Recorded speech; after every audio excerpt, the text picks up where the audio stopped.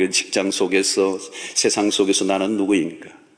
나는 하나님의 참된 백성, 구별된 백성인가? 여러분, 이것에 대한 우리가 확실히 없다면 세상 속에서 기준을 지키고 십계명을 붙잡고 나아갈 용기를 가질 수가 없는 것입니다. 자, 이 십계명을 주신 이유는 무엇입니까? 우리의 행복을 위해서요. 율법을 주신 이유는 하나님의 기준 안에서 순종하고 질서를 지켜갈 때 행복이 온다는 것입니다. 하나님은 지금도 세상을 유지하고 통치하십니다. 세상을 창조하시고 우리를 구속하신 하나님은 사랑이 많으시고 자비가 많으시고 지혜로우신 분이십니다.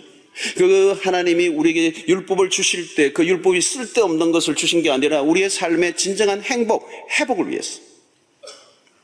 여러분, 집에서 아이들이 바깥에 나가서 막 놀이터에서 놀다가 집으로 돌아와서 뭐를 달라고 그러면서 딸기를 딱 주려고 하는데 손이 시커면 무조건 손 씻고 와 그러잖아요. 명령이죠. 그때 막 따지면 안 되죠. 씻고 오면 되는 거예요. 왜? 이미 그 부모가 너무도 사랑하기 때문에 주신 명령이에요. 손 씻고 와. 근데 아이가 뭐 위생학적으로 왜 손 씻겨야 될지 뭐 증명하라고 그러고 그러면 복잡해지. 여러분, 집안에서도 누가 아이를 괴롭히기 위해서 규율을 만들고 명령하는 아버지는 없어요.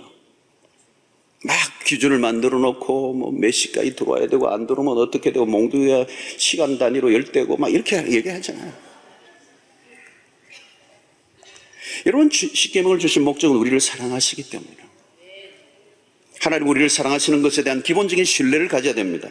어떤 사람들은 그리스도가 율법을 완성하셨으므로 이제 구약의 율법은 의미가 없다, 소위 율법 폐기론자들의 주장이 있습니다. 아니에요. 신약의 시대에는 오히려 구약 때보다 율법을 더욱더 명확하게 알게 되고 율법의 역할이 달라졌어요.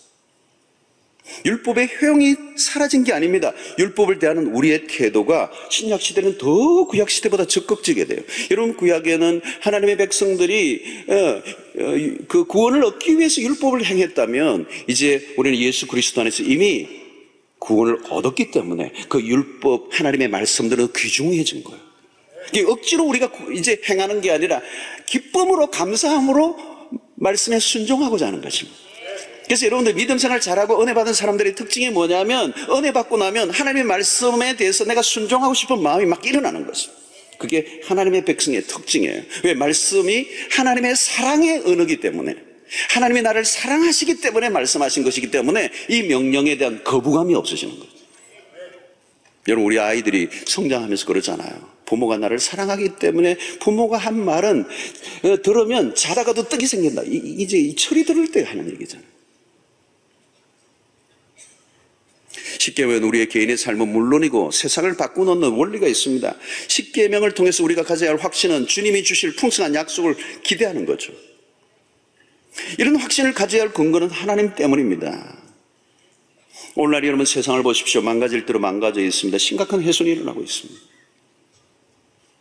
신자인 우리도 세상의 영향을 받아 기준이 모호해졌어요. 그래서 우리가 참 신자임에도 불구하고 너무도 힘들게 살아가는 사람들이 많습니다. 그것은 뭐냐면 하나님의 그 어떤 원리들, 기준들을 내가 무시하고 지나갔기 때문인 거죠.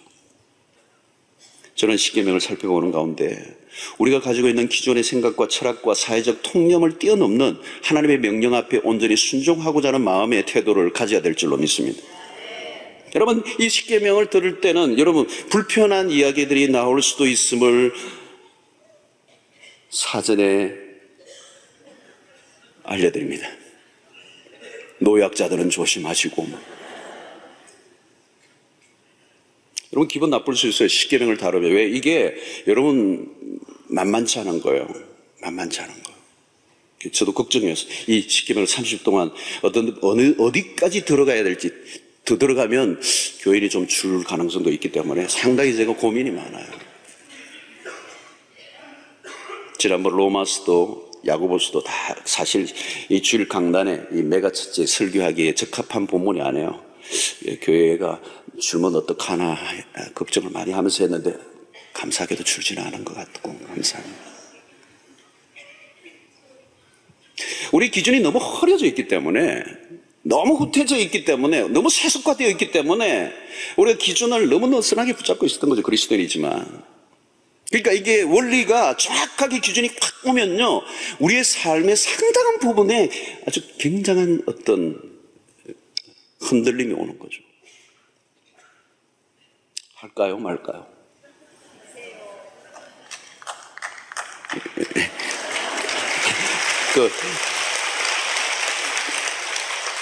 이 애매한 박수는 뭔지 모르겠습니다만,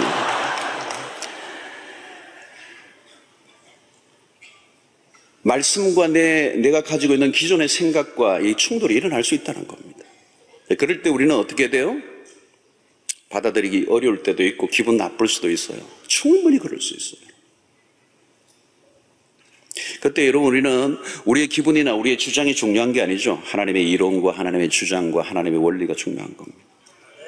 내가 나를 바꾸는 게 낫지 하나님의 말씀으로 우리가 바꿀 수는 없잖아요. 수학 문제를 풀 때 참 중요한 거 그거예요. 수학 문제를 풀다가 안 풀리니까 이 공식이 문제가 있구나.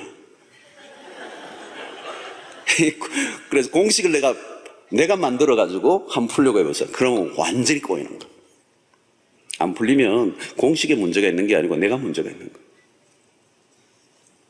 오늘 십계명은 하나님의 기준이거든요. 우리의 기준과 규칙을 깨뜨려야 하나님의 기준을 받아들이는 거예요. 오늘 다원주의 시대에서 십계명과 같은 말씀은 결코 달가운 말씀이 아니에요. 강단에서 다루어지기 어려운 거예요. 대중성이 없는 설교죠. 이미 세상에 많이 물들어 있는 분들일수록 이 십계명은 매우 감정을 상하게 할 수 있는 것입니다.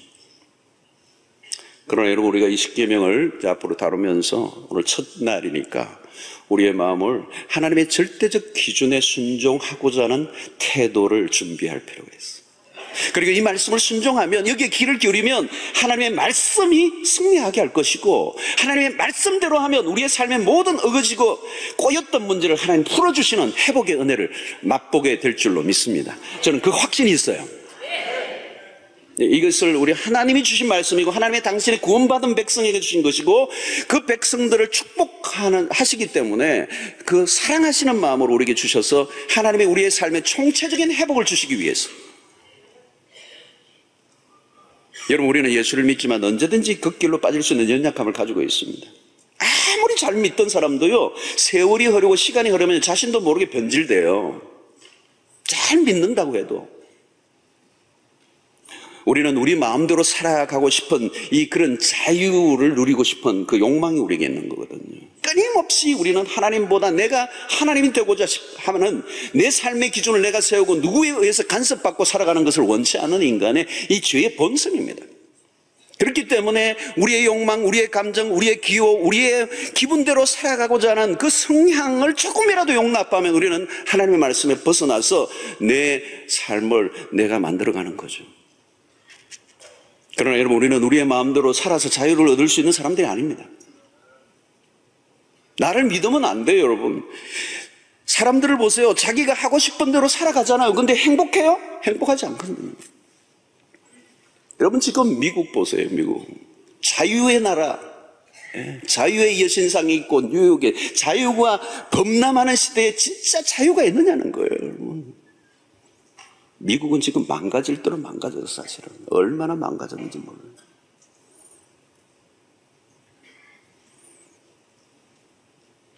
아버지도 모르고 태어난 아이들이요, 얼마나 많은지 몰라요.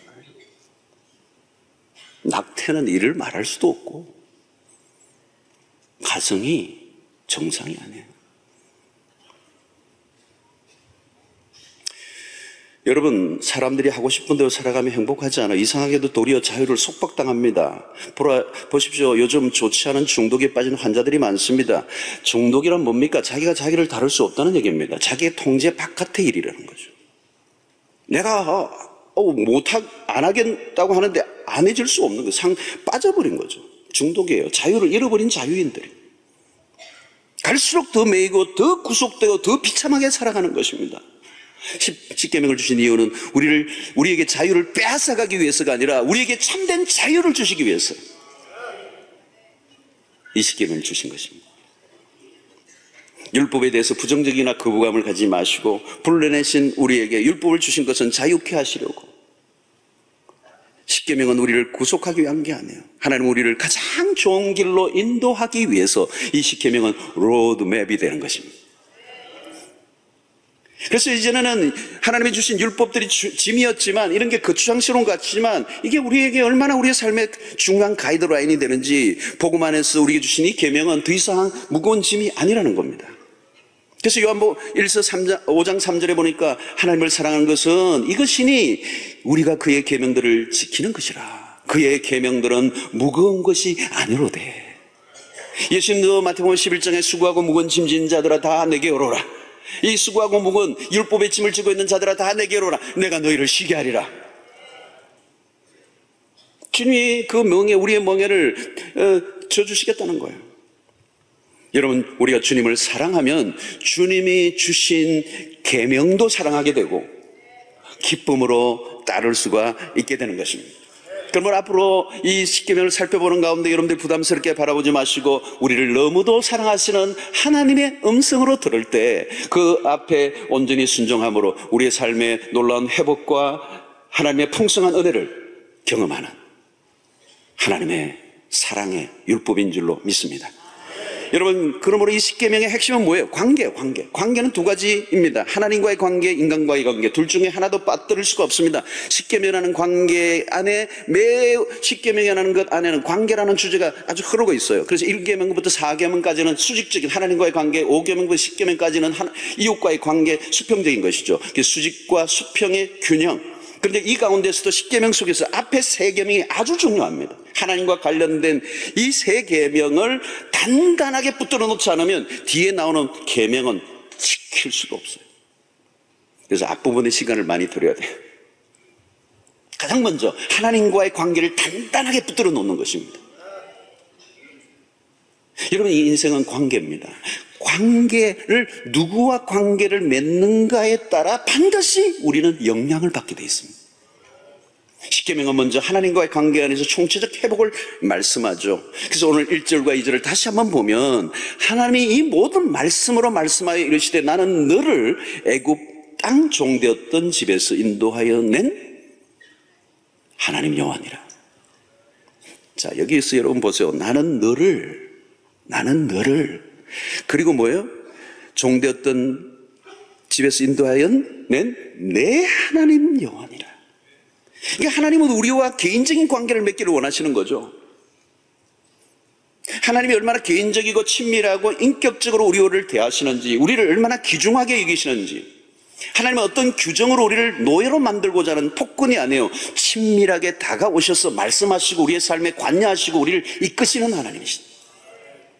그러므로 우리는 그 하나님을 신뢰해야 됩니다. 나는 너의 하나님이다. 너는 나의 백성이다.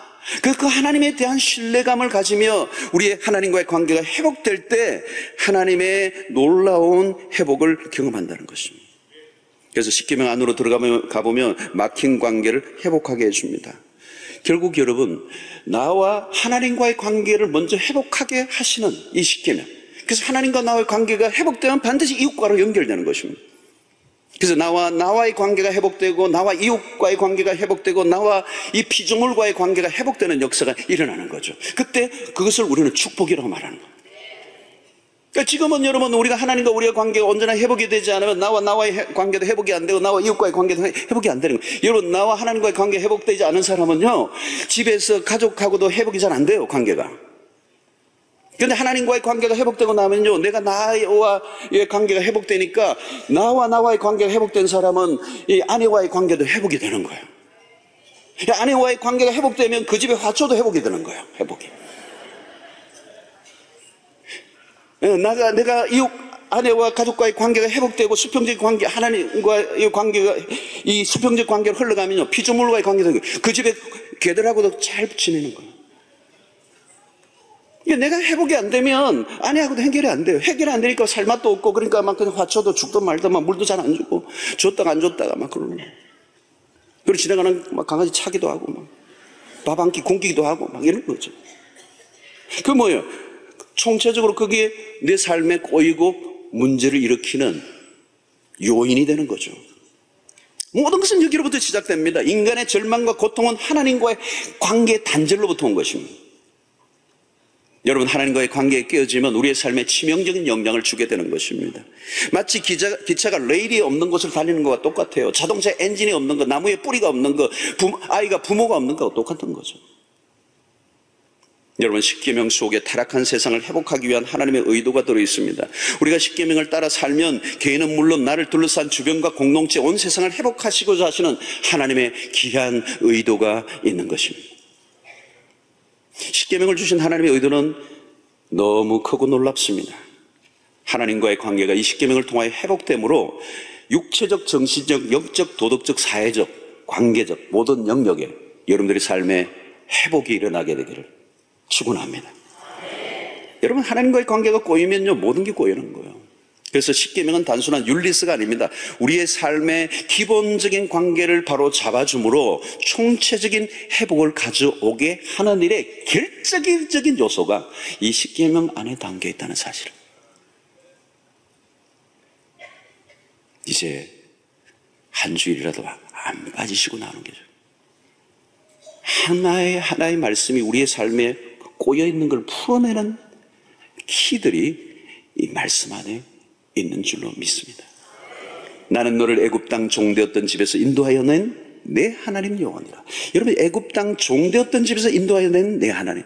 여기서 애굽은 무엇을 오늘 우리에게 의미할까요? 우리가 속한 세상이 뭡니까? 어둠의 세력들, 사단의 세력들이 지배하고 있는 세상입니다. 자세히 보면 우리의 삶에는 수많은 족쇄들이 메어져 있어요. 죄의 영향력으로부터 오는 것입니다. 그 족쇄들은 우리의 삶을 억압하고 고통을 주고 있습니다. 그 족쇄는 우리가 스스로 풀기에는 버거운 거죠. 때로는 그런 족쇄를 아마 한평생 당연한 것처럼 내 인생을 끌고 다녔는데도 불구하고 불편하지만 속수무책으로 그냥 끌려다니는 인생을 살았을 것입니다. 하나님은 우리로 하여금 그런 속박으로부터 자유하게 하기를 원하십니다. 하나님은 우리를 죄로부터 자유하기를 원하십니다. 딴파를 당한 세상과 같은 이 오늘의 시대, 삶이 치명적으로 손상을 입고 있는 이 시대, 심지어 그리스도인들마저도 너무도 많은 삶이 무너져 있는 이 시대 속에 하나님은 이 십계명을 통하여 우리의 무너진 기준을 새롭게 세우기를 원하시는 거예요.